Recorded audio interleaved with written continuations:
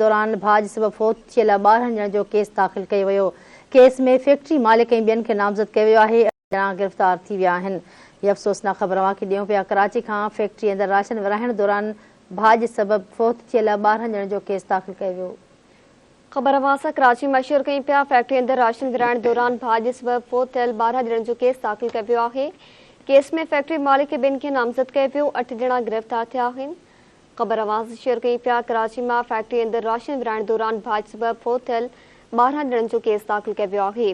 Case में factory मालिक ऐं ॿियनि खे नामज़द कयो वियो। 8 ॼणा गिरफ़्तार कया विया आहिनि।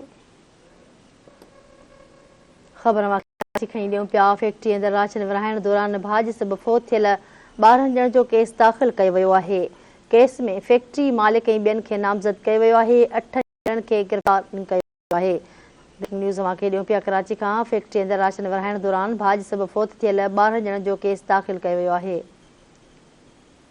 काल ही अफ़सोसनाक वाक़ियो पेश आयो हो। अव्हांखे अपडेट करे रहिया आहियूं। कराची खां फैक्ट्री अंदरि राशन विरहाइण दौरान भाज सबब फौत थियल 12 ॼणनि जो केस दाख़िल कयो वियो आहे। केस में फैक्ट्री मालिक ऐं ॿियनि खे नामज़द कयो वियो आहे।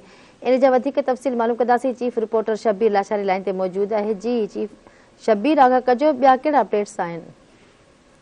बिल्कुलु गुज़िरियल ॾींहुं जेको आहे सीमेंट स्टोरनि जी वटि जेको ख़ानगी फैक्ट्री में भाॼ वारो वाक़ियो पेश आयो हो, उते 12 ॼणा जेके आहिनि उहे हयाती विञाए वेठा हुआ। उन जो जेको आहे वाक़िए जो साइट थाणे ते जेको आहे केस दाख़िल कयो वियो आहे। केस में फैक्ट्री मालिक समेत 8 माण्हू जेके आहिनि वक़्त ताईं जेके आहिनि गिरफ़्तार थी चुका आहिनि। गुज़िरियल ॾींहुं ख़ानगी फैक्ट्री में राशन विरहाए पियो वियो त उन मौक़े ते माण्हुनि में बाज पइजी वई, जंहिंजे नतीजे में औरतूं ऐं ॿारड़ा जेके आहिनि उहे दॿिजी विया ऐं जंहिंजे करे 12 माण्हू जेके आहिनि उहे फौत थी विया ऐं 8 खां वधीक ज़ख़्मी थिया।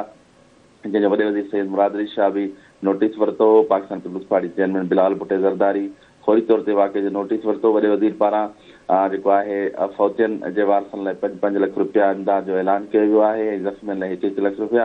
अॼु साइड थाणे ते जेको आहे हिन वाक़े जो केस दाख़िल कयो वियो आहे ऐं फैक्ट्री मालिक समेत 8 ॼणनि खे गिरफ़्तार कयो वियो आहे। जी ठीकु आहे शबीर, वॾी महिरबानी। फौत जे वारसनि खे 5 लख रुपया सिंध हुकूमत ॾियण जो ऐलान कयो।